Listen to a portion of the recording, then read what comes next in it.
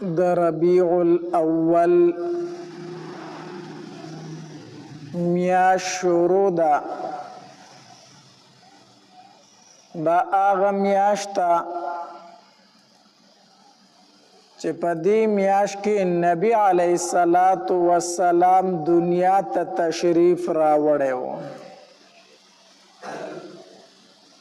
12 تاریخ و د دې میاشتې یا 8 تاریخ و د دې میاشتې بنا بر اختلاف. خو په دې میاشت کې نبی علیه الصلاۃ والسلام دنیا ته تشریف راوړی دی او دنیا ته راتله هم د نبی علیه الصلاۃ والسلام ډیر په عجیبه شان سره. وقال الله تبارك وتعالى في شان حبيبه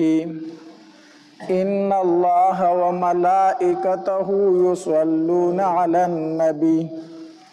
يا أيها الذين آمنوا صلوا عليه وسلموا تسليما. اللهم صل على محمد وعلى آل محمد كما صليت على إبراهيم وعلى آل إبراهيم إنك حميد مجيد. اللهم بارك على محمد وعلى آل محمد كما باركت على إبراهيم وعلى آل إبراهيم إنك حميد مجيد.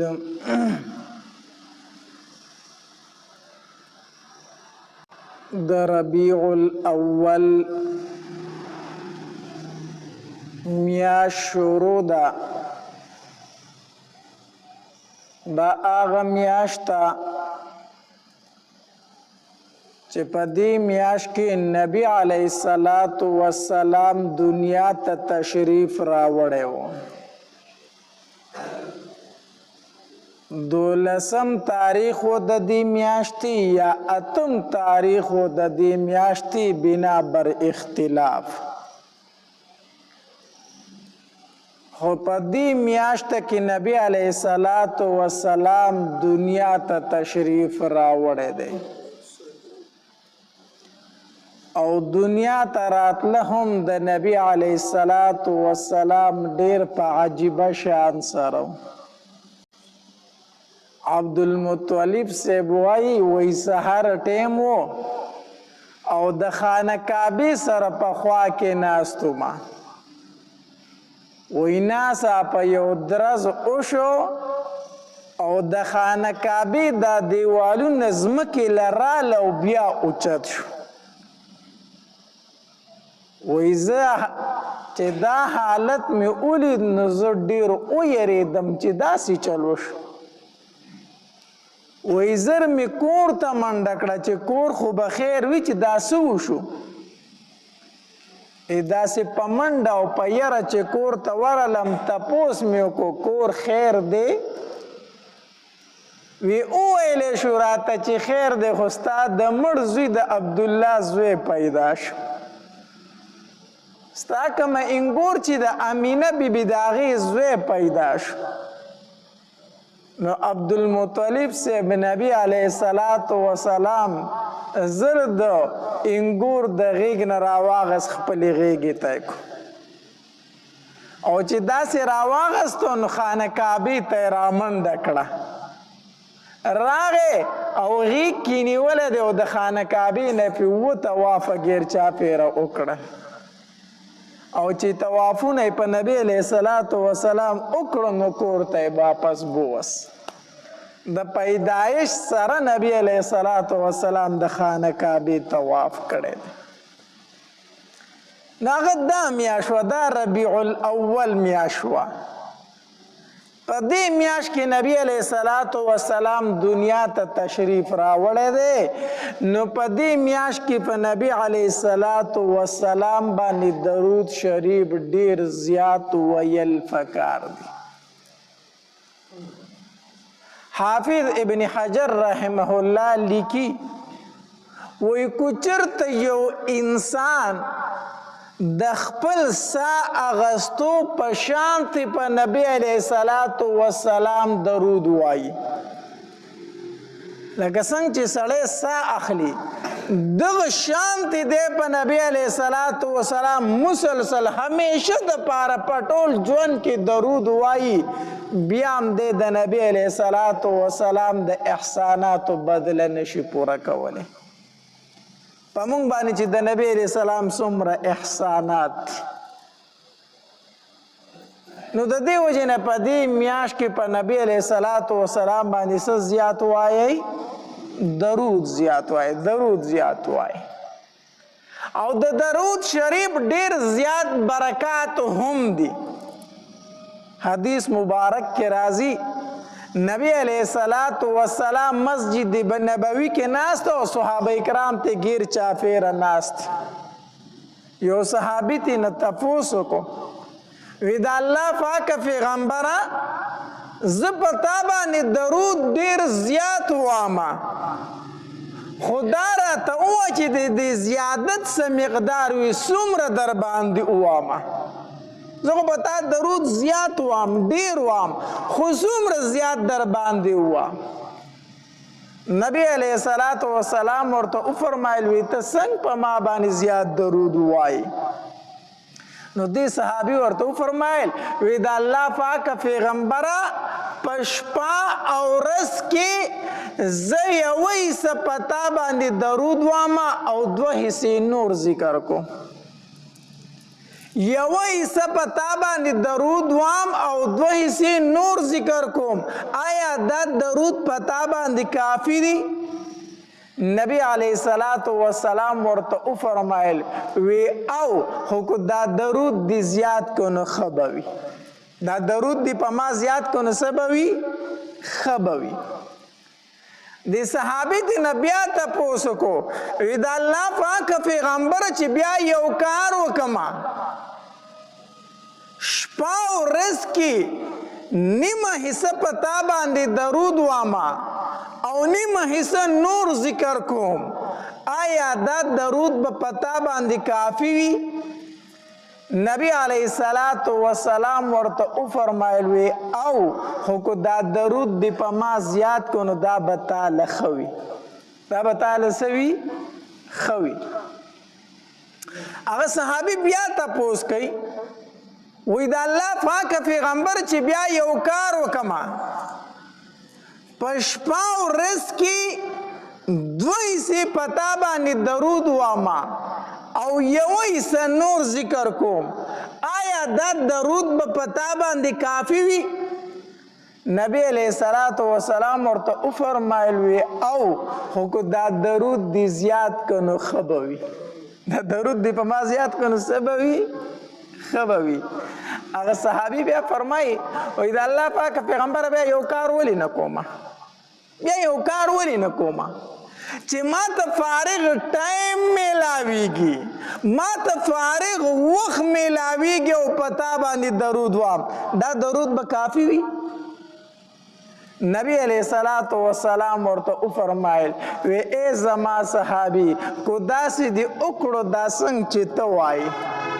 داسې دی وکړو دا څنګه چې ته وایي چې تا ته فارغ ټایم میلاویږي، تا ته فارغ وخت میلاویږي او په ما باندې درود وایي، الله تبارک وتعالی بستا دوه کار وکړي. یو دا چې الله به د هر غم نه بېغمه کړي، الله تبارک وتعالی به د هر غم نه څه کړي بېغمه کړي، بېغمه کړي. او دویم الله به د کړي ګناهونه معاف کړي. دا زمونږ د ټولو مقصود او مرام دی که نه دی؟ دا زمونږ د ټولو مطلوب دی، مقصود دی، دا مو خواهش دی، دا مو ارمان دی. الله دنیا کې یو بیغمه زندگی راکا، الله په دنیا کې څه راکا؟ یو بیغمه زندگی راکا، د ټینشنونو نه، د سوچونو نه، د فکرونو نه الله خلاص ژوند راته نصیب کا. دا د هر سړي خواهش دی او که نه دی؟ الله بې فکره زندگی ما ته په دنیا کې راکا. او الله انسان یم، ستا بنده یم ګناهونه به رانه ډېر شوي الله خو چې د قیامت ورځ شي الله دا کړي ګناهونه راته معاف کړه داسې ده که نه ده دا د هر انسان مقصد دی او که نه دی نو نبی علیہ السلام دی صحابی ته فرمایي چې تا ته فارغ ټایم میلاویږي تا ته فارغ وخت میلاویږي په ما باندې درود وایا الله به ستا دا دوه کاره وکړي الله به دې دا دوه کاره وکړي نو په نبی علیہ الصلوۃ والسلام باندې په دې میاشت کې درود زیات وایي څه وایي پې درود پې زیات وایي ټول وایي صلی الله علیه وسلم صلی الله علیه وسلم وی کوم انسان چې دا درود شریف په شپه ورځ کې زر پیرې وایي کوم درود شریف زه یې درته وامه کوم انسان چې په شپه ورځ کې دا درود زر پیرې وایي وصلی الله علی النبی الامی وصلی الله علی النبی الامی وی کوم انسان چې په شپه ورځ کې دا درود زر پیرې وایي الله به یې د زړه ټول حاجتونه پوره کړي الله تبارک وتعالی به ورله په رزق کې برکت ورواچي الله تبارک وتعالی به پې بندې دروازې کولو کی الله به یې بندې مخې خلاص کی او په دې زړه کې به یو سکون یو آرام او یو خوشحالي محسوسوي دی چې دا درود څوک د ورځې زر پیرې وایي وصلی الله علی النبی الامی په نبی علیہ الصلوۃ والسلام باندې درود زیات وایي زیات مونږ چې درود وایو نو څه وایو اللهم صل علی محمد اللهم صل علی محمد ډېر ښکلی نوم دی محمد ډېر ښایسته نوم دی علما لیکي وایي نوم کو هر یو نوم ځان لږ دی خو محمد ورسره ملګری کوه د نوم سره د څه ملګری کوه محمد ملګری کوه دا ډېر برکتي نوم دی دا ډېر ښکلی ښایسته نوم دی نبی علیه الصلاۃ والسلام فرمایي وایي د قیامت ورځ به وي حساب کتاب به وشي فیصله د جنت او د جهنم به وشي وانا اول من يقرع باب الجنه ز اول انسان هغه یم چې د جنت دروازې ته به کړس ورکومه د جنت دروازه به بند دی زه اول هغه انسان یم نبی علیہ السلام فرمایي چې زه به د جنت دروازې ته څه ورکمه کړس ورکم وی د دنې نه به خزانچي اواز وکړي د جنت چې کوم څوکیدار دی د دروازې د دنې نه به اواز وکړي من انت څوک چې دروازه دې وکړسوله زه به ورله جواب ورکم چې محمد زه څوک یمه محمد یما صلی الله علیه وسلم وی د جنت د دروازې چې کوم چوکیدار دی هغه به د دنې نه جواب ورکړي چې ما ته حکم شوی چې محمد نوم درته یاد شي اول به دروازه هغه ته خلاصوي ما ته هم ویلی شوي وو چې اول دروازه د جنت په محمد ته خلاصوي صلی الله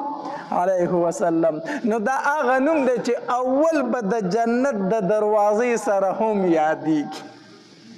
د جنت د دروازې سره اول نوم چې یادیږي هغه به کوم نوم وي محمدي ډېر ښایسته نوم دی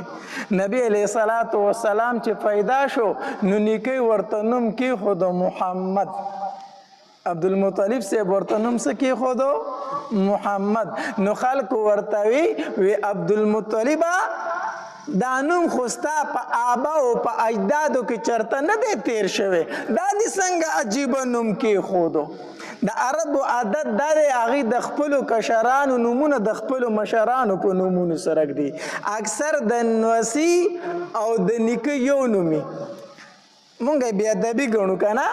چېرته په کور کې کشر له په مشرانو کې څه نوم کېږي وایي دا څه بې ادبی دا خو د بابا نوم دی تا دله کېښودو د عربو عادت دا دی چې هغوی د خپلو د کشرانو نومونه د مشرانو په نومونو سره ږدي نو اکثر د نیکه او د نوسي یو نومي نو چې کله عبدالمطلب صاحب نبی علیه الصلاة والسلام ته محمد نوم کېښودو نو خلکو ورته ویل وی څه عجیبه نوم دې کېښودو دا خو ستا په مشرانو کې اړو چېرته تېر شوی نه دی نو عبدالمطلب ورته جواب ورکو وی محمد مې ورله ځکه نوم کېښودو چې د مشرق او د مغرب د شمال او د جنوب خلک د صفتونه کوي الله د محمد معنی څه ده ستایلی شوی صفت کړی شوی نو د نبی علیه الصلاة وسلام په ځمکې او په اسمانونو کې څه کېږي صفت کېږي ځکه مې ورله محمد نوم کېښودو ډېر ښایسته نوم دی نو چې چېرته هم نوم دی کو هر نوم دی خو علما وایي محمد ورسره څه کا ملګری کا نو په نبی علیه الصلاة والسلام باندې په دې میاشت کې درود ډېر زیات وایه ډېر زیات وایه ځکه حدیث مبارک کې راځي نبی علیه الصلاة والسلام فرمایي وایي د قیامت په ورځ به د ټولو نه زیات نږدې ما ته هغه انسان وي د چا چې په ما باندې درود زیات وي د چا چې په ما باندې څه زیات وي درود زیات وي هغه انسان به د قیامت په ورځ د ټول نه زیات نږدې ما ته وي صحابه کرام ناست دي نبی علیه الصلاة والسلام وفرمایل وی په ما باندې درود زیات زیات وایه او خاص کر د جمعې په ورځ او د جمعې په شپه باندې بیا ډېر زیات وایه نو یو صحابي تپوس وکړو وی د الله پاکه پیغمبره قد ارمتا او بلیتا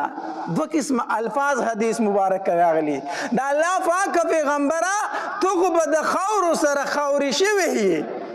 ستا خو به اډوکې ریزه ریزه شوي مونږ چې په تا باندې درود وایو نو تا ته به څه فایده درکوي نبی علیہ الصلاة والسلام ورله جواب ورکو وی ان الله حرم على الارض اجساد الانبیاء ان الله حرم على الارض اجساد الانبیاء الله په ځمکه باندې د پیغمبرانو جسمونه حرام کړي دي زمون جسم ته ځمکه څه نشي ویلی پیغمبرانو جسمونو ته نبی علیه السلام وفرمایل دا زمون عقیده ده د اهل سنت والجماعت عقیده دا ده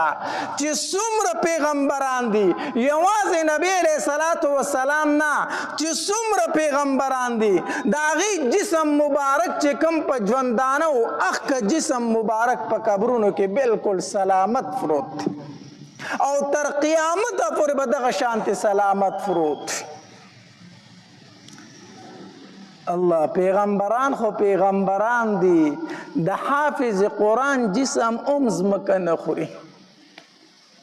حدیث مبارک کې راځي وی اذا مات حامل القرآن چې کله حافظ قرآن وفات شي اوحى الله الى الارض الله تبارک وتعالى ځمکې ته وحی وکړي الله تاکل لحمه ځمکې د حافظ قرآن غوښې به نه خوري ته د غوښې به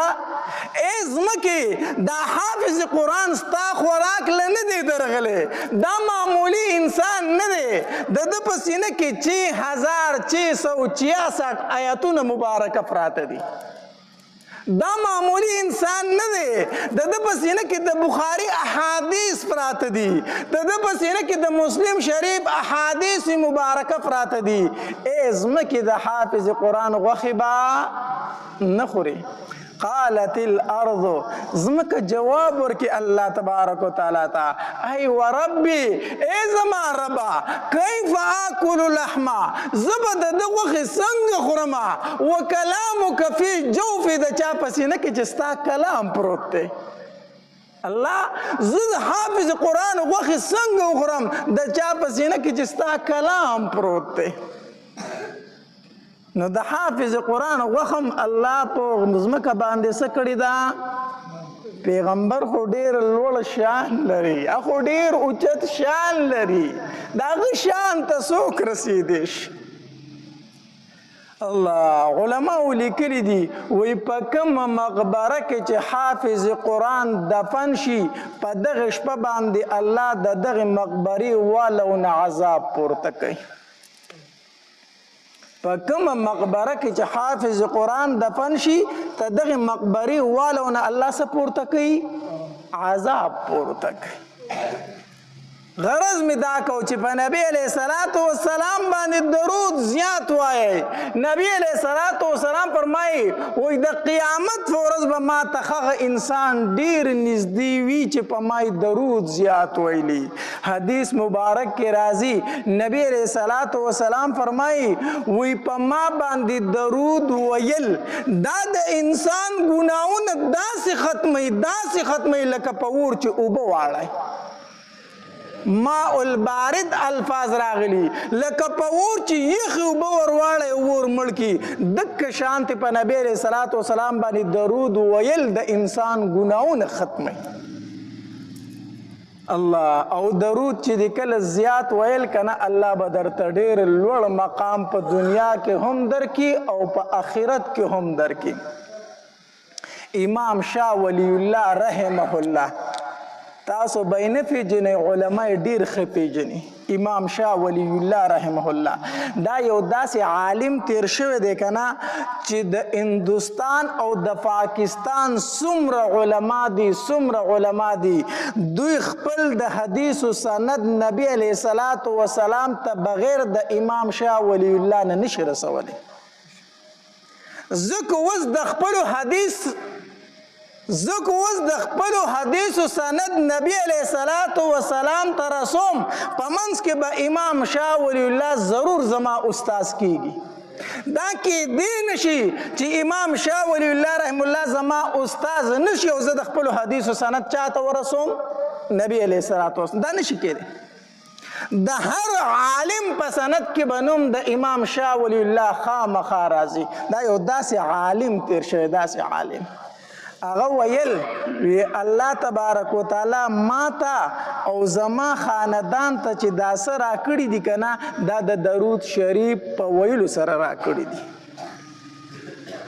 ماته او زما خاندان ته چې دا کم مقام میلاو شوی، دا کم مرتبه میلاو شوی دا وی دا د درود ویلو په برکت سره میلاو شوی دا.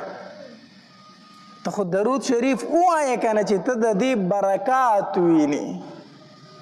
ته د دې برکت په خپل ځان کې ویني، ته دې برکت ته په اولاد کې ویني، ته دې برکت ته په نوسو کې ویني. حدیث مبارک کې راځي نبی علیہ الصلوۃ والسلام فرمایي وی کوم انسان چې زیات درود وایي په ما باندې دا ویونکی به په خپل هم رنګ وي، ته د بچي به هم رنګي او د نوسي به هم رنګي.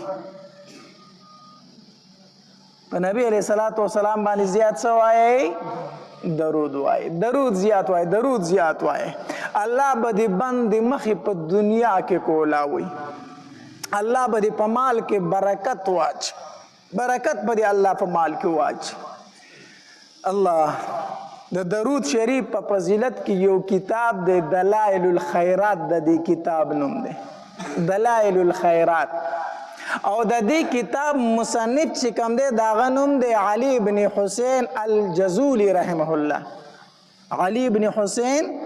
الجزولی رحمه الله د دې کتاب مصنف دی. هغه په دې کتاب کې په خپل لیکلي دي چې ما دا کتاب ولې د درود شریف په فضیلت کې ولیکو. هغه وجه لیکي، هغه وی داسې کار چې زه یو ځل په سفر باندې تلم نو په یو خوشي بیابان ورلم، نو د مانزه ټایم شو، د مانزه وخت شو،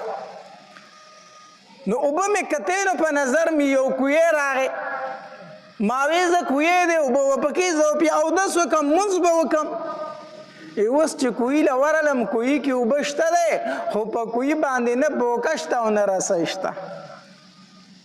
رسی هم نشته او بوکه هم نشته دی. نو اوبه خو شته دی خو راوالم دی څنګه سلوخې نشته د اوبو د راغستو. په دې پریشانۍ کې ودرېدم چې خدایه څه چل وکمه. اوس کو تیمم کوم نو اوبه خو موجود دي، اوبه خو شته دی، اول خو د دې کوشش کول غواړي چې دا اوبه راوالمه. په دې سوچ او فکر کې ولاړو وي زما خیال نه و دغلته یو کور د هغې د کړکۍ نه زه یو ماشوم ایسي کولم د کړکۍ نه یو ماشوم ایسي کولم بهرحال هغې چې زه په پریشانۍ کې لیدلی یم په سوچ کې لیدلی یم وي هغه د کور د کړکۍ نه راکوزه شوه زما خواله راله وي ما ته وی چې بابا ولې خفه ولاړې څه پریشاني ده ما ورته وی چې پریشانی دا ده کویې شته اوبه شته خو لوښې نشته رسۍ نشته چې اوبه ترې راوالم اودس پې وکړم مونځ رانه قضا کېږي ځکه خفه ولاړ یم ما ته وی چې یاره ستاسو نیک عمل نشته دی چې د هغې د وجې نه تا ته د اوبه راوخیږي ماشومه ده ښه ستاسو داسې نیک عمل نشته دی چې د اوبه درته بره راوخیږي د نیک عمل د وجې نه د خپلو بچو داسې تربیت وکئ تربیت داسې وله ذهن سازي وکئ دا تربیت او ذهن سازي صرف میندې کولی شي ګوره یاد وساتئ ما ته وایي چې ستاسو داسې نیک عمل نشته دی چې د اوبه درته بره راوخیږي ما ته وایي چې داسې څه نیک عمل دی چې ما ته پرې اوس د کوی نه ښکتې نه اوبه راوخیږي داسې څه نیک عمل دی ما ته وایي چې ته څوک یې ما وایي چې زه علي بن حسین الجزولي کم هغه لوی عالم چې یادېږي خلک چې وایي ډېر بزرګ انسان یو لوی عالم یو نوی نیک عمل هغه ته یې ما وایي چې هغه زه یم خلک چې راته لوی عالم وایي خلک راته وایي نو دغه یم نو وایي چې مړه څه خلک وایي چې لوی عالم دی ته سیټ ته شه ته ماشومه ده ته سیټ ته شه ما کتل ماشومې ته چې داسې چل کوي ماشومه د کوی غاړې له ورله کوی ته یې لاړې توکړې چې لاړې توکړې اوبه را روانې شوې را روانې شوې د کوی سر له راورسېدې اوبه راورسېدې ما ته وایي چې بابا اودس پکې وکړه اوس اودس پکې وکړه برې اوبو کې ما ماشومه د مټ نه راټینګه کړه چې اودس خو به وکړم خو ته راته ووایه چې الله تعالی دا کرامت د کوم طرفه درکړی دی معشومه الله تبارک وتعالی دا دومره کرامات تا ته په کوم عمل درکړي دي چې ستا په لاړو کې الله دومره طاقت یې چې د کوی اوبه پې د ویښ نه سر له راخیږي څه عمل دی ستا کوم عمل دی هغې ماشومې راته وایي چې داسې هېڅ عمل مې نشته دی خو په نبي علیه صلات وسلام باندې درود زیات وه په نبی علیه صلات وسلام باندې څه زیات وامه درود وامه بس د دغې درودو د وجې نه الله زما بندې مخې کولاوي هر مشکل راته الله د دغې درود د وجې نه اسانې د دغې درود په برکت سره ماته هر مشکل کار اسانېږي امام جزولی رحمه الله فرمایي وي اودس خو مې وکړه مونځ مې وکړو خو دا مې قصد وکړو اراده مې وکړه کو کلي ته لاړم په خپل ژوند کې به ضرور د درود شریف په فضیلت یو کتاب لیکم دا مې قصد وکړو اراده مې وکړه او چې کلي ته رالم نو دلائل الخیرات کتاب مې ولیکو چې دا د درود شریف په فضیلت کې دی الله نو په نبی علیه صلات وسلام باندې درود زیات وایه څه پې وایئ دا درته نه وامه چې نور نیک اعمال مه کوئ نور ذکر مه کوئ نور ذکر هم زیات کوه چې څومره درنه کېږي وایه خو زمونږ خلک نور ذکر زیات کوي خو درود شریفو سبحان الله الحمدلله الله اکبر لا اله الا الله دا اذکار الحمدلله مونږ کوو کنه او ښه په ډېروالي سره کوئ څومره چې کولی شئ دا د الله ذکر دی نبی علیه صلات وسلام فرمایي وایي ستا ژبه دې همیشه د الله په ذکر باندې لمدی ژبه دې همیشه ستا په څه لمدی د الله په ذکر باندې لمدی نو ذکر کوو دا بهترین ذکر دی خو کمې په مونږ کې دا دی چې مونږ درود شریف نه وایو درود شریفو نه وایو نو په نبی علیه صلات وسلام باندې درود شریف هم زیات وایي ټیک ده په نبی علیه صلات وسلام باندې درود چې څومره درنه زیات کیږي دومره وایي د دې ډېر زیات فضایل دي ډېر زیات فضایل دي نبی علیه صلات وسلام فرمایي صحابه کرامو ته وی تاسو ته بخیل معلوم دی چې بخیل سړی څوک دی بخیل پیژنئ بخیل څوک دی صحابه کرامو جواب ورکو وی الله او د الله رسول به ډېر ښه پیژني نبی علیه صلات وسلام فرمایل وی بخیل هغه انسان دی چې د چا وړاندې زما نوم مبارک ذکر شي هغه په ما باندې درود نه وایي د چا وړاندې چې زما نوم مبارک ذکر شو هغه په ما باندې څه نه وایي درود نه وایي حدیث مبارک کې راځي وایي کوم انسان چې نبی علیه الصلاۃ والسلام نوم مبارک ذکر شي او دی پې درود نه وایي دا انسان بې وفا دی دا انسان څه دی بې وفا دی دی د نبی علیه السلام سره وفا نه کوي دی د نبی علیه السلام سره مینه نه کوي بل علماء لیکلی دي وایي کوم انسان په وړاندې چې د نبی علیه السلام نوم مبارک ذکر شي او دی درود نه وایي که نه نو د قیامت په ورځ به د نبی علیه السلام د مخ مبارک دیدار ونه کړي د نبی علیه السلام د دیدار نه به محرومه شي بل روایت کې راځي نبی علیہ السلام فرمایي وایي کوم انسان په وړاندې چې زما نوم مبارک ذکر شي او دی په ما باندې درود نه وایي د جنت لاره فریخي او د جهنم په لاره روان شوی دی الله او چې د نبی علیہ السلام باندې دی یو ځل درود وي حدیث مبارک کې راځي الله دې په اسمانونو کې لس ځله یاد کړي لس ځله دې یاد کړي نو په نبی علیہ السلام باندې څه وایي درود زیات وایي دا مې د دې میاشتې په مناسبت سره دا بیان درته ځکه وکړو چې دا د ربیع الاول میاشت ده دا د نبی علیہ السلام د پیدایش میاشت ده دا میاشت زموږ دپاره د خوشحالو میاشت ده دا هغه میاشت ده چې په دې میاشت کې د دواړو جهانو سردار تشریف راوړی دنیا ته دا هغه میاشت ده چې د کفر تیارې په دې سره ختمې شوي دي دا د ربیع الاول میاشت ده نو په دې کې به نبی علیہ السلام باندې درود زیات وایي دویم د جمعې په ورځ باندې په نبی علیہ السلام درود هم وایي او دویم د جمعې په ورځ باندې سوره کهف خامخا وایي سوره کهف خامخا وایي ځکه حدیث مبارک کې راځي وایي کوم انسان چې د جمعې په ورځ باندې سوره کهف ووایي که نه نو د یوې جمعې نه واله تر بلې جمعې پورې به د ده مخې ته نور وي د ده مخې ته به څه وي نور به وي رڼا به وي دی چې هر کار کوي د ته به هغې کې به رڼا وي دی به بد نه راځي د ده به ټوله دا هفته په خیر سره تیریږي نو د جمعې په ورځ باندې ضرور سوره کهف هم وایي الله تبارک وتعالی د عمل کولو توفیق راکړي واخر دعوانا ان الحمد لله رب العالمین کله کله به داسې ګیر شي که نه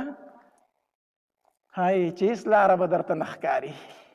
هېڅ لاره به درته نه ښکاري ټولې لارې به در باندې بندې شي داسې کېږي د انسان سره کله کله ها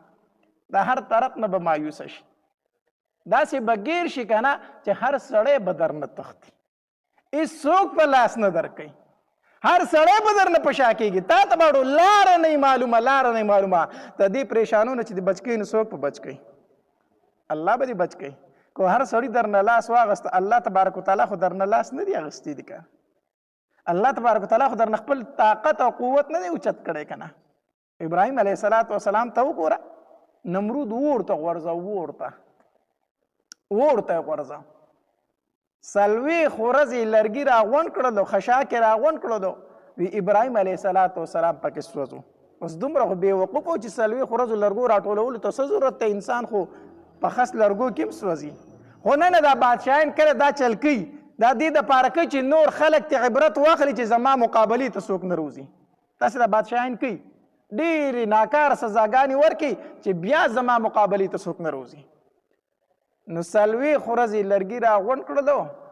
او بیا اعلان وکړو اوس ورته ابراهیم علیه السلام ولو او ټول راغونډ شي چې عبرت ترې واخلي چې زما مقابلې ته بل سړی راونوځي خو چې اور یې ورته کړو هغې دومره اور واغست چې د پاسه پې مرغان نشو تېرېدی لمبې د اسمان کنارو ته رسېدلې بره تیارې جوړې شوې دومره لرګي او دومره خشاک ته دومره اور جوړ شو د پاسه پې مارغه نشي تېرېدی دومره لمبې او لوګي دي اوس چې دومره ډېر زیات اور دی خو خواته یې تلم ممکن نه و که نه اوس پځې څنګه چې ابراهیم علیه السلام ورته ورتاو کړي چې دومره لمبې جوړې شو هغې خو ډېر تپ و نو بیا ورله چل نه ورته چې اوس ورته دې څنګه وبولو څه چل ورسره وکړو نو شیطان راغی وی ټال جوړ کړئ منجنیک دا یو شی دی دا جوړ کړئ منجنیک او دله به ټیله ورکړی او تا پړی غوس کړی جو دی به یې منځ ته ورسي منځ ته به یې ورسي ټال جوړ کړی ټال منجنیک ته دا جوړ کړی چې دی ورله منځ ته ورسو بهرحال شیطان ورته طریقه وښودله او هغه یې جوړ کړو ابراهیم علیه السلام یې پکې کېنو فرشتې په اسمان کې الله تبارک وتعالی ته فرمایي الله دا خو هغه بنده دی که نه چې په مخ د ځمکه دا یو بنده ستا نوم اخلي دا یو بنده ستا نوم اخلي او الله هغه هم ورته غورځېږي هغه هم ورته غورځېږي الله څه کول غواړي الله څه امداد کول غواړي مونږ ته اجازت راکړه چې مونږ امداد وکړو الله تبارک وتعالی فرشتو ته وفرمایل وی ځکه هغه درته وایي چې زما امداد وکړئ تاسو لاړ شئ تپوس دې وکړئ نو که هغه درته وایي چې امداد مې وکړئ جو تاسو یې وکړئ زما د طرفه ته اجازت دی خو لومبی د هغه نه تپوس وکړئ چې هغه څه وایي د ابراهیم نه تپوس وکړئ چې هغه څه وایي د بارانونو فرشته و هغه راله ابراهیم علیه السلام ته وفرمایل ابراهیمه د بارانونو سیسټم او دا نظام زما په اختیار کې دی دا الله ما ته حواله کړی دی زه ګورم چې نمرود ظالم دی ورته ولي ما ته ښه وکړه زه الله رالیږلم چې د ابراهیم نه تپوس وکړه ته راته ووایه زه دومره باران راوروم چې دا اور به په ځای مړ شي ما ته اجازت وکړه زه دا اور مړ کوم ابراهیم علیه السلام ورته وفرمایل وی نه زه تا ته نه وایم ولې ما ته نه وایي ورته دې ولي څنګه ما ته نه وایي وی ته چا رالیږلی وی الله وی ربي اعلم بحالي نو زما رب زما په حال پوه دی که نه تا ته څه شي لومه چې الله رالیږلی خو زما رب زما په حال پوه دی نو زما امداد چې کوي الله به کوي تا ته مې ضرورت نشته فرشتې ته وایي تا ته مې ضرورت نشته په دې کې بله فرشته راله د غرونو فرشته وه د غرونو فرشته هغه ابراهیم علیه السلام ته فرمایي ابراهیمه ما له اجازت راکړه دا خلک تا سره ډېر ظلم کوي زه الله رالیږلی یم خو ما ته وایي چې د ابراهیم نه تپوس وکړه زه په دوی باندې دا غرونه یو ځای کوم په دې منځ کې مه ږمه مخ د ځمکه تې وزګاروم ما ته اجازت راکړه ابراهیم علیه السلام ورته وفرمایل تا ته مې ضرورت نشته ولې دې ما ته ضرورت نشته وی ربي اعلم بحالي زما رب زما په حال ډېر ښه پوه دی نو تا ته څه ضرورت لرم الله معیني که نه هغه به زما امداد کوي بیا د هواګانو فرشته راله ابراهیمه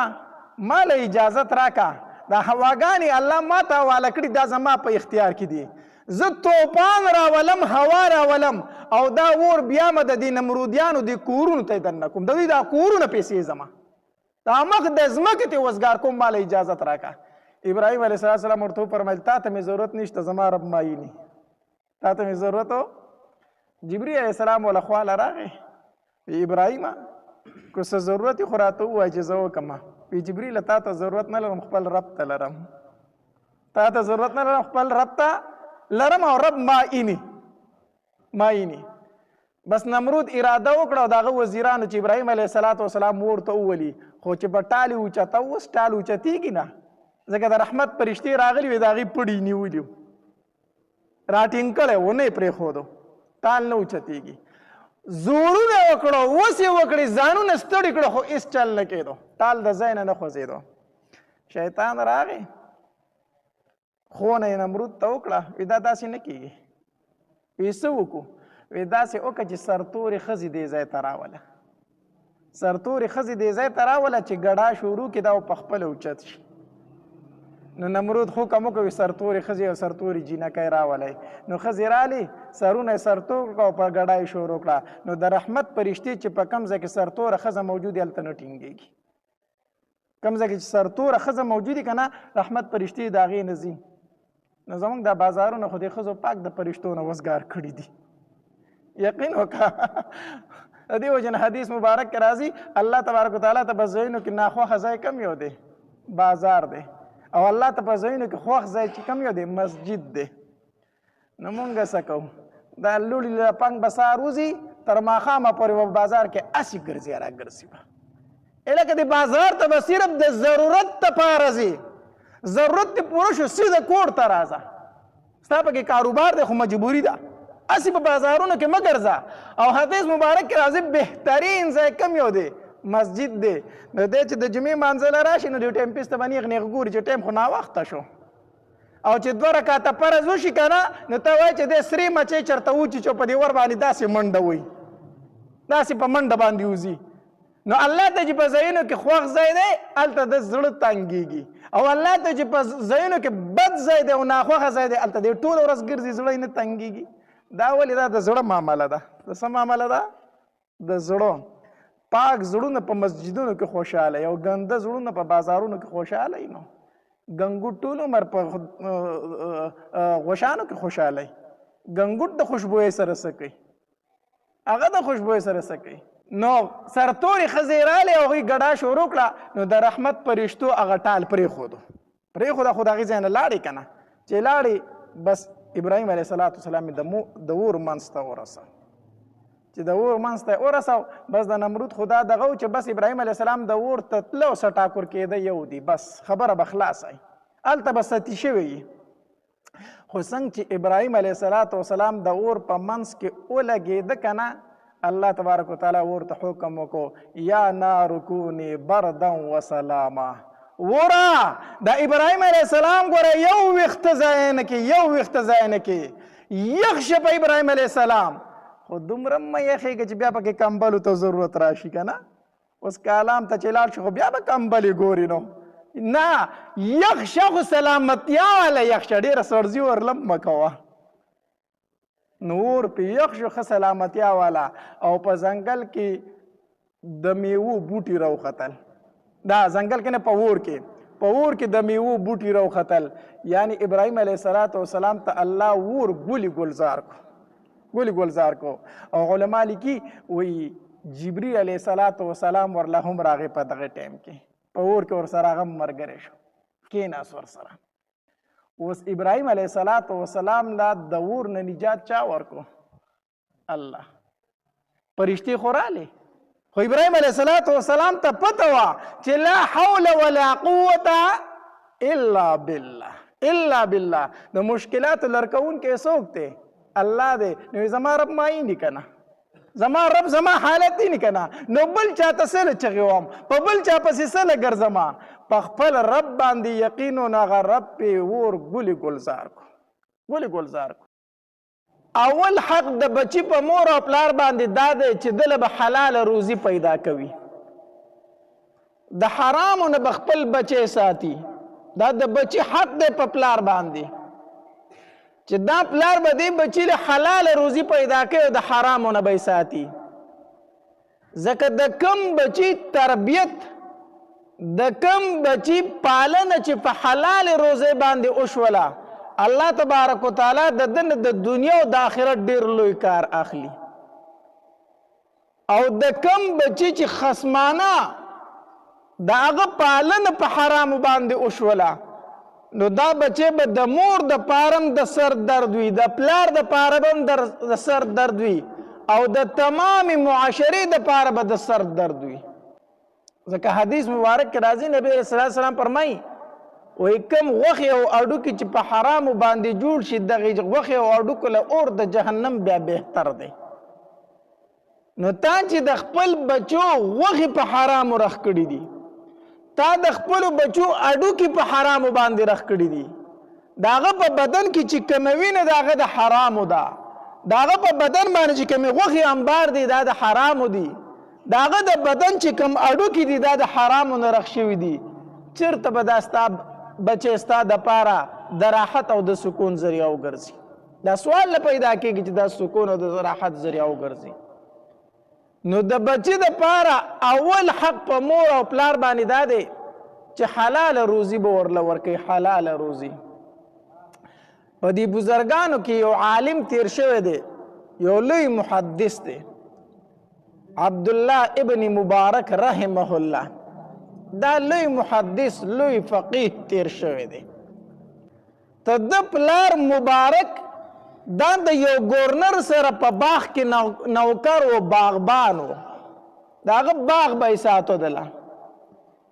یو ورځ د دې گورنر میلمانه رالو ده ورته وی ځئ چې لاړ شو زما باغ دی هلته به ډوډۍ مو خورو میوې به مو خورو زما باغ به وینو چکر به وګلګو دا عرب اوس هم دا عادت دی ځان له په دې باغونو کې او په دې ساراونو کې ځایونه رخ کړي څوک ورته استراحه وایي څوک ورته څوک وایي څوک ورته څه وایي دا نومونه یې ورته رخ کړي بهرحال ځان له ځي هغې ته چې میلمانه یې راشي ځان له پکې ټیم تېروي نو د دې ګورنر هم باغ و دې میلمنو ته وایي ځئ چې لاړ شو دې باغ ته هلته به ډوډۍ وخورو په دې باغ کې به وګرځو هغې ورته وایي ټیک ده دا میلمانه چې کله د دې باغ ته به وستل په لاره ورته لګیا دی یاره زما باغ دی او ډېره ښایسته خوږه میوه کوي ډېر ښکلي انارونه کوي هغې نه به انارونه وخورو خو د ټول نه لویه خبره ده که نه چې په باغ کې را سره کم نوکر دی باغبان دی هغه ډېر ایمانداره سړی دی ډېر ایمانداره نوکر را باندې پېښ شوی دی ډېر ایمانداره مزدور را باندې پېښ شوی ډېر ښه سړی دی دا صفتونه ورله کوي لاړو به هر حال باغ ته چې ورسېدل ډوډۍ تیاره شوه ډوډۍ وخوړله چې ډوډۍ وخوړله نو دې باغبان ته وایي مبارک ته وایي مبارکه د انارو لږې ښکلې دانې روشو کوه چې دا میلمانه یې وخوري په دې ډوډۍ پسې دا میوه وخوري انار ترې راوړه تازه تازه هغه ورته وایي ټیک ده دی لاړ په باغ کې ګرځېده یو ښایسته دانې پکې وکتله راوی شو کوله راوړه چې دلته کې ګورنر هغه دانه ماته کړله او میلمنو ته یې ورکړه چې هغې وڅکله تروه وه دی خو ملامته شو اوس ته میلمه ته خرابه میوه کېدې که نه خو سړی ملامته شي که نه دی ملامته شو مړه دارې څنګه انار راوړې دا خو تریو دی ښکلی انار ته راوړه د ورته وي ټیک ده صحیح ده ګرځېده په باغ کې بله یو ښایسته دانې راوشو کوله راوړله چې راوړله هغه یې ماته کړه چې هغه یې خولې ته ور واچوله هغه هم تروه ده اوس ګورنر ملامت هم شو غوسه هم شو چې د ده خو ما دوی ته په لاره ډېر صفتونه کول چې دا ډېر ایمانداره سړی دی او ډېر داسې سړی دی او هغه چې موږ میوه راوړي نو خرابه یې راوړي نو هغه ورته ویې زه درته وایم چې ښکلې میوه راوشو کوه ته چې راوړې نو ترې راوړې بله دانه راوشو کوه چې بله دانه یې راوړه چې هغه یې ماته کړه هغه هم تروه وه بس د ګورنر پاره وختله صحیح شو ځکه چې ملامته شو چې دا د عزت جنازه خو دې راله میلمنو د خو دې په شرمونو وشرمولم بې عزته دې کړمه ما ستا څومره صفتونه کړي غصه شو ورته وی په ټوله لار مې د خپلو میلمنو ته ستا صفتونه کولو او زه خبر نه وم چې ته د 2 پیسو سړی هم نه ته ماله انار راوړي او هغه تریو راوړي ستا په باغ کې دومره موده وشوله او تا ته دا پته هم نه ده لګېدلې چې خوږه دانه کمه ده او تروه دانه کمه ده د کم بوټي میوې خوږې دي او د کم بوټي پکې تروي دي تا په دې باغ کې دومره موده کار وکړو تا ته پکې لا دا پته هم ده لګېدلې چې زما میلمه راځي چې تا ته پکې د بوټي پته چې د دې بوټي دانې خوږې دي چې هغوی له هغه راشوکئ تا ته دا پته هم نه ده لګېدلې مبارک ورته وویل وی حضرت زه تا د باغ نوکر مقرر کړم خو د بوټو د سنبالولو دپاره زه نوکر یمه زه بوټي سنبالومه د بوټو خاختراشي کومه د بوټو ویښونه برابرومه بوټو ته اوبه ورکومه ټوله ورځ په دې بوټو خصمانه کوم په دې باندې ګرځمه زه د دې نوکر یمه زه د دې نوکر نه یم چې زه د بوټو نه دانې راشو کوم او خورم چې کومه خوږه ده او کومه تروه ده وی ولې تا د دې بوټو نه سکه نه ده کړې وی نه ما ته یو اوسه پورې د دې نه ما دانه هم نه ده راشو کولی ما د دې نه دانه سکلې نه ده نو ما ته به څه پته لګي چې کوم بوټی خوږ دی او کوم تریو دی ما د بوټو خصمانه کړې ده زه د دې نوکر یم او د دانو مالک خو ته یې نو چې تا راته نه دي ویلي نو زه څنګه وخورم دانه او ګورنر خو خوشحاله شو زه د عزت جنازه خو دې رالیستلې وه خو عزت خو مې بیا بحال شو ما چې ډېر ایمانداره سړی دی خبره خو رښتیا شوله وی تا د دې نه دانه نه ده سکلې نه ما ترې نه ده سکلې ما ته پته نشته دی چې دا څنګه دي ځکه دانې ستا دي او د بوټو سنبالول زما دي الله دې داسې ایمانداري په مونږ کې پیدا کړي نن سبا ته په خپل باغ باندې نوکر ولګوه که نه وایي لکه د مالټو دا باغ راله ساته ستا کره به کور دومره کریټونه نه چې څومره به د هغه کره په کور کې پراته وي هغه خو پرېږده وه د هغه چې څومره خپل خپلوان دي هر یو ته ته تروړه لېږلي چې زه د مالټو په باغ کې نوکر یم دا تروړه مې دې تاله درولېږله داسې ده که داسې نه ده ته په باغ باندې نوکر مقرر که که نه یا خپل کار روزګار له چې ته یو نوکر ونیسه نو تاله به دې دومره نه راوړي چې څومره ته هغه ځان له کور ته چلی دا ایمانداري نه ده ښه ایمانداري دا ده دا به هر حال عبدالله دا گورنر خو پوه شو چې دا سړی دومره ایماندار سړی دی نو دا خو د باغ د نوکرۍ نه دی دا دومره ایماندار سړی دی نو په ده باندې به زه باغونه ساتم دا خو چېرته ځان له راوسته غواړي دا خو ډېر د کار سړی دی وینا یې ورته وکړه وي د نن نه بعد ته په باغ کې نوکري مه کوه د باغ نه مې ته کټ کړلی مبارک ویرېدو چې یاره ګوره چې ګورنر رانه خفه شو د نوکرۍ نه یې ویستلم کو د نوکرۍ نه یې کټ کړم کو وی نه که نه ته به په باغ کې نوکري نه کوي ته به زما بنګلې ته راشي هلته به زما سره نوکري کوي ته به زما سره زما په دیره کې ناست ته خو ډېر امانتدار سړی یې ته هلته راځه بهرحال مبارک د باغ نه بوستو خپل دیرې ته هلته به یې د میلمنو خدمت کو یو ځل دا ګورنر داسې په دې چمن کې ناست دی او خفه ناست دی سوچونه کوي دا مبارک ول راغی وی حضرت زه د ډېرو ورځو نه تا اینم چې ته په سوچونو کې خفه ناست دی څه فکرونو کې کوي نو صرف دا درته وایم چې یاره تا سره څه فکر دی څه ټینشن دی که ما ته ووایې زه پکې څه تاله مشوره درکولی شم د ډېرو ورځو نه زه تا په سوچونو او فکرونو کې اینم ای ګورنر ورته مبارک او بالکل زه په یو سوچ کې یم په یو فکر کې یم ویسو وی تا ته پته ده چې زما یوه لور د نور اولاد مې نشته دی صرف یوه لور مې ده نور مې اولاد نشته ده که یوه لور الله را کړې ده او هغه پیغله شوې ده اوس د هغې د رشتو دپاره خلک پیغامونه رالیږي نو چې څومره مالدار خلک دی او څومره بادشاهان دي ټولو د خپلو شهزادګانو دپاره رشتې رالیږلي دي یو وی مال راکا بل وی مال راکا نو زما خو دغه یو لور د په دې سوچ کې ما چې یاره ورې کم نه چې وروسته ژوند به بیا څنګه تېرېږي او ډېر شی رښتې دي نو چې کم شهزاده لی ورکمه د کم بادشاه زوی لی ورکم په دې سوچونو کې مار ټیم ځکه چې دغه یوه لور مې ده او یقینا د لور رشته کول آسان کار نه دی دا ګران کار دی ښه هسې نه چې هلته ورته څوک پیغور ورکړي چېرته هسې نه چې هلته بیا زه کنځلی شم هلته داسې نه چې بیا زما خاندان کنځلی شي دا ټولې خبرې مخې ته موجودې که نه هسې نه چې هلته بیا زما د لور ژوند خرابي نو نه به خلاصېږي او نه به ژوند تېرېږي نو دغه یوه لور مې ده او د هغې په رشتې کې بس هر ټیم فکرمن یم نو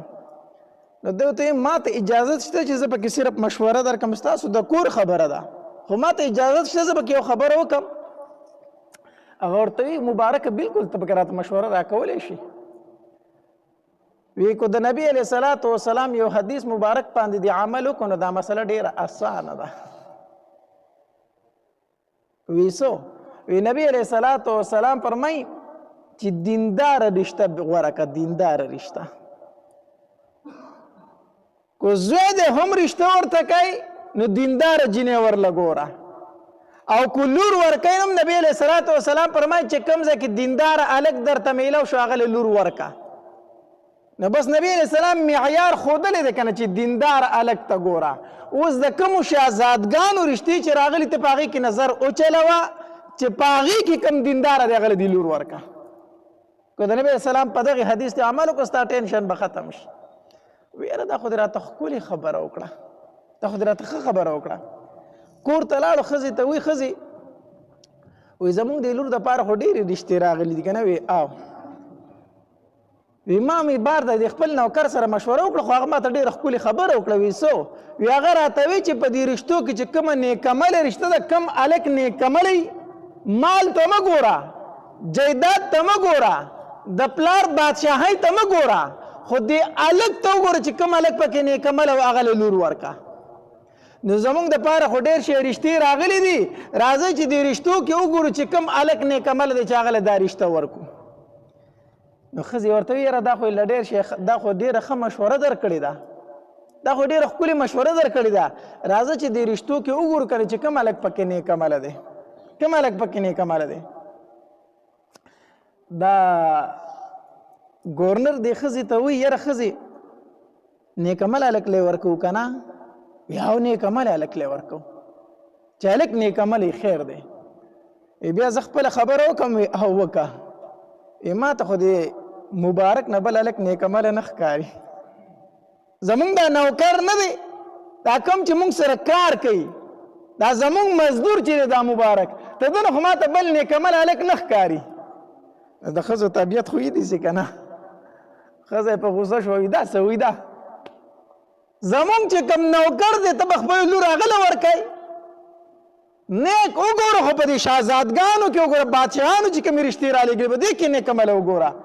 نو اوس به ته د ګورنر لور ده دا به ته د خپل نوکر له ورکوي کوم هلک چې ستا خدمتونه کوي وی دا خو دې راته ووي که نه چې نیک عمل هلک لی ورکوي دا خو دې راته ووي که نه وی او وی چې نیک عمل لی ورکوو نو ما ته د مبارک په شانتې نیک عمل هلک بلو نه ښکاري بس چې تا ووی نیک عمل لی ورکوو نو مبارک نیک هلک دی اوس یې زه مال ته نه ګورم اگر چې زما مزدور دی خو زه ولې لورو ورکوم ګورنر زورور و ښه په ښځه باندې څه و زورور و که نه که په ښځه کمزوری وي هغې به ته وایي زه ته خو یې ورکړه ستا لور ده یوازې ټیک ده خو نه خو ګورنر زورور و په ښځه باندې تا ووي چې نیک عمل لی ورکوو نو بس ما ته د خپل مزدور نه بل نیک عمل هلک نه ښکاري خو بس د خپلې لور نه به صرف تپوس کومه لور یې راوغوښته بچیا تا ته پته ده ستا په رشتې پسې ډېر خلک راځي او زه یوه فیصله هم نشم کولی چې چا له دې ورکمه خو لورې ما یو فیصله کړې ده ما وایي چې زه به د نیک عمل هلک له ورکوم ځکه نبي علیه صلات وسلام فرمایي چې رشته کوي بچي ته نو نیک عمله رشته وکړه نو ما ته د خپل مزدور د مبارک ډېر نیک عمل ښکاري نو زه غواړم چې ستا رشته د ده سره وکړم لورې ورته ویل وی پلاره چې څنګه تا فیصله وکړه هغه شانتې ما ته منظور ده څنګه فیصله تا وکړه ما ته څه ده منظور ده ګورنر راغی مبارک ته وی مبارکه وی هو وی تا وی چې دا لور دې نیک عمل هلک ته ورکړه د نبي علیه السلام حدیث مبارک دی وی او جي ما خو مشوره درکړې وه بس مبارک ته شه زه خپله لور تاله درکوم زه لور تاله درکوم حضرت زه ستا مزدور یم ته زما مالک یې ستا لور د ناز او په نعمتونو کې لویه شوې ده هغه به د یو مزدور سره ژوند څنګه کوي زه ستا د لور رشته نشم قبلولی دا زما د ساتنې نه ده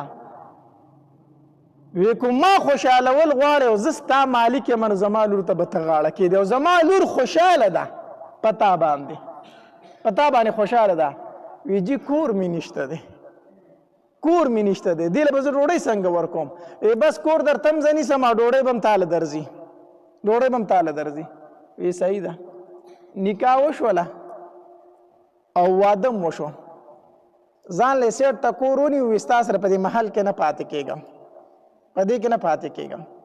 ځان له سیټ ته کور ونیو چې کور یې ونیو واده وشو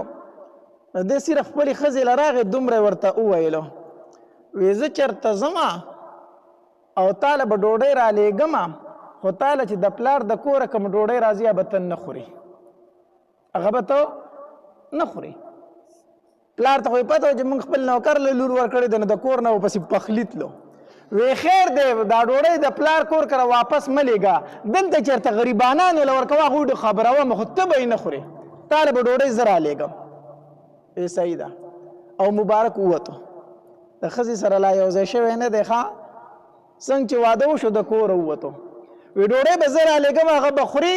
د پلار د کوره چې تاله کومه ډوډۍ راځي هغې له به خوله نه ورړي هغه غریبانانو ته ورکوه وی ټیک ده دی ووتو بارې مزدوري شروع کړه مزدوري به یې کوله او روزانه به یې کور ته ښځې له ډوډۍ رالېږله وی زما ښځی زما خبره به منې خو زه تاله وچه رالېږم که لمده رالېږم هغه ډوډۍ به خوري خو د پلار د کور ډوډۍ به نه خوري بس ښځې هم تپوس نه کو خو د خاوند حکم دی جو نیک عمله جینۍ وه هغه شانتې کول 40 ورځې پس مبارک کور ته راغی ښه د واده نه 40 ورځې پس نو چې 40 ورځې پس راغی نو دا ښځه په ژړا شوه مبارکه چې خوښه دې نه هم نو څه له دې کولمه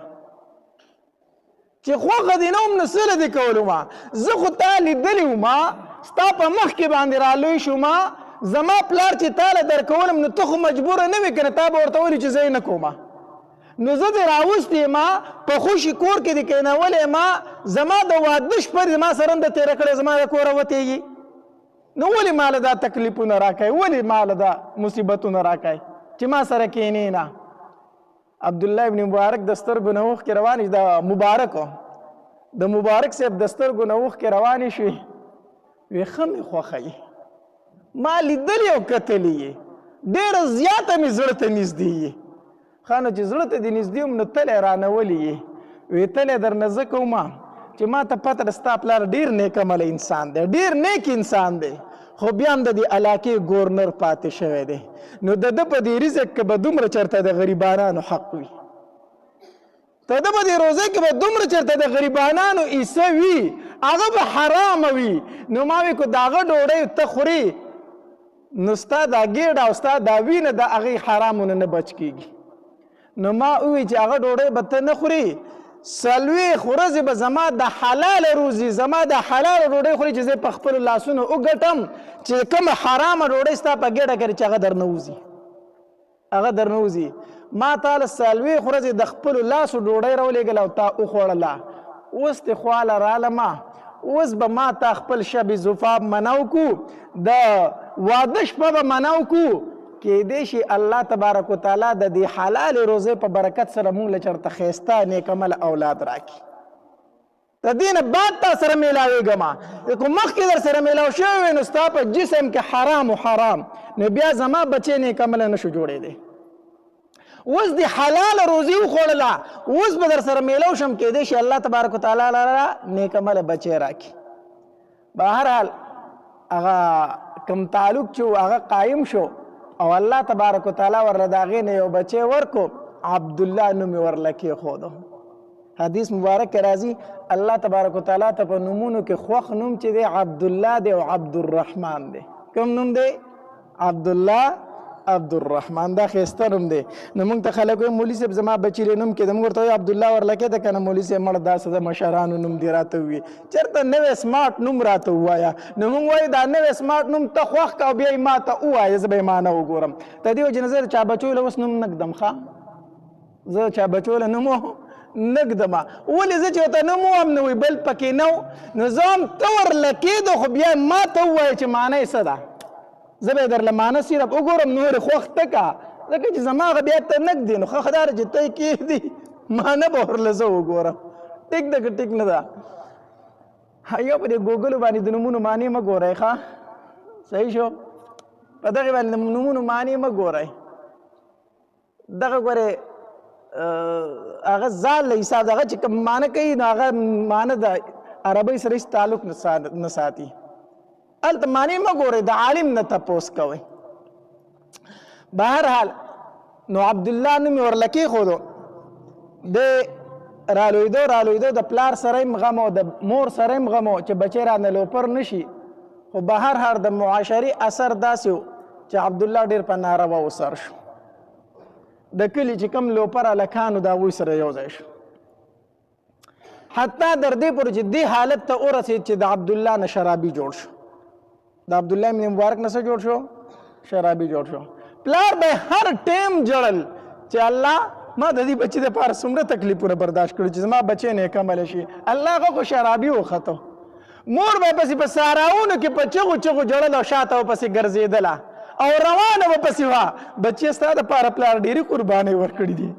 بچی ستا پلار 40 ورځې پس زما خواله راغلی هو چې الله ما له نیک عمله بچی راکړي ستا د لاسه خو ما د واده شپه نه ولیدلې 40 ورځې پس زما له راغلی و د هغه سره دومره فکر و بچی تا نه شرابي جوړ شو کور ته راځه چغې به یې پسې والي جړا به یې کوله خو په عبدالله باندې اثر نه کو په هغه باندې اثر نه کو یو ورځې اوده دی او خوب اینی په خوب کې اینی چې په ونه باندې یو مرغۍ ناسته ده او هغه مرغۍ دا آیت په تیزه تیزه باندې وایي دی اوس خوب اینی هغه آیت څه دی الم یأنن الذین آمنوا ان تخشع قلوبهم لذکر الله. اے د الله بندګانو په تاسو باندې اوس هم هغه وخت نه دی راغلی چې د الله ذکر ته ستاسو زړه نرم شي. دا به په تاسو باندې کله راځي چې تاسو الله ته غاړه کېدئ؟ تر کومې پورې به تاسو د الله نه غافله ګرځئ؟ تر کومې پورې به تاسو الله جګړې باندې ګرځئ؟ تر کومې پورې به تاسو د الله دشمنۍ ته مټې والي؟ هغه وخت په تاسو نه دی راغلی چې زړونه خو نرم شي. دی چې راپاڅېدو داسې ورپېدو، ویرېد، د شرابو په نشه کې و. چېرې دا خو الله ماته وي، دا خو الله ماته وي چې عبدالله په تعالی دا وخت نه دی راغلی، الله نه به کله هېرېږي. کور ته راغې، پلار ته وی پلاره زړه مې غواړي چې تجارت وکړم، تجارت له زما له لږې پیسې پکار دي. پلار یې ورته وی بچیا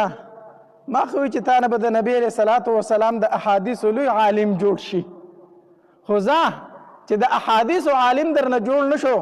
تجارت وکړه، کم از کم دا شراب خو به پرېږدي، د لوپرو ملګرو خو به لرې شي. پیسې وله ورکړې، دا واله او زه تجارت له لاړ شم. تجارت له ووت، دی لاړ. ډېره موده تېره شوله، پلار به م ګرځېده چې یاره زه بچی مې ورک شوی دی، ځکه به پیدل سفر وي. کلونه تېر شو، دی کور ته رانغې. د پلار یم تمه کتې شوي وه چې زه بچی مې چېرته لوپر او د تجارت په بهانه وتی دی، کور چېرته تللی دی، چېرته یا به مړي د شرابو په نشه کې، یا به ژوندی خو چېرته به ګرځي. ډېر وخت تېر شو، په دې کې کور ته اواز راغی، وی عبدالله ابن مبارک د تجارت نه روان دی او ډېر اوښان د سامان ډک کړي او راغی. پلار یې ورله په منډه بار ته ووتو، چې ورغې ورغاړې وتو. وی بابا تجارت مې کړی دی. وی څومره؟ وی دا څومره اوښان چې دي او دا سامانونه پېني دا ټول د تجارت سامان دی. پلار یې ډېر خوشحاله شو چې زوی خو مې ډېر مال راوړه، ډېر ګټه یې راوړه، زه خیر دی چې عالم تی جوړ نه شو. نو دوره شو چې د شرابیانو نه خلاص شو. اوښان یې کور ته رادننه کړو چې اوښان یې کېنول که نه، او پلار یې د اوښانو نه ترپالونه واړول. نو چې څنګه یې ترپال واړو، څه ګوري چې انډي د اوښانو د کتابونو ډک دي، او هر کتاب د په خپل لاس باندې لیکلی، هغه د نبي علیه السلام احادیث مبارکه دي. دا ټول اوښان د احادیثو د کتابونو نه ډک دي، او دا هغه احادیث دي چې د په خپل لاس باندې لیکلي دي. پلار یې حیران شو، بچیا او بابا چې ما وي زه تجارت له زما دا تجارت دی، زه تللی وم، ما چې څومره جون ویسته ما د نبي علیه السلام احادیث مبارکه زده کړي دي، زه ګرځېدلی ما سفر یې کړي دي، او دا ټول احادیث ما په خپلو ګوتو باندې لیکلي دي. الله، د پلار هغه ارمان یې څه شو؟ پوره شو، عالم ته جوړ شو. څه ورځې تېرې شي، پلار یې ورته وایي مبارک، وی عبدالله په دې تجارت کې خو به څه کمې نه وي. وی او بابا لږ کمې پکې نور هم شته، نورې پیسې وله ورکړې، وی لاړ شو نور علم حاصل کا، نور علم حاصل کا. الله دې داسې عالم جوړ کو که نه چې په بخاري شریف کولو کې نو د عبدالله ابن مبارک نه احادیث مبارکه نقل دي، چې احادیث بیانوي نو د عبدالله ابن مبارک صاحب نوم پکې راځي. داسې د لوی مرتبه عالم او محدث ترې نه جوړ شو، د محدثینو امام ترې نه الله جوړ کړو، د محدثینو امام. دا ولې؟ د هغې حلالې نوڼۍ برکت و. د خبره مې درته تر دې پورې کوله، د بچې اول حق په پلار دا دی چې نوڼۍ دې ول حلاله ورکړي، حلاله. خپل بچې د حرامې نوڼۍ نه وساته، هغې به دا بچې ستا د سر اوچتوالی ګرځي، چې کله د بچې په حرامو لوی کړی سوال نه پیدا کېږي چې دا بچې ستا نوم اوچت کړي. دا بچې به دې په شرمونو شرموي، بیا د نه عالم او حافظ نشي جوړېدی. ګورې یاد وساته، یاد وساته. داسې ښایسته بیانات اورېدلو دپاره زموږ د یوټیوب چینل واجد اسلامیک سټوډیو سبسکرایب کړئ. په دې به تاسو ته انشاءالله العزیز ښایسته واقعګانې او بیانات میلاویږي، او د غنټې د نشان سره کلک کړئ چې تاسو ته آینده نوې ویډیوګانې مخې ته راځي، او د خپلو ملګرو سره لازم د ثواب په نیت باندې شریک کړئ. والسلام، ډېره مننه.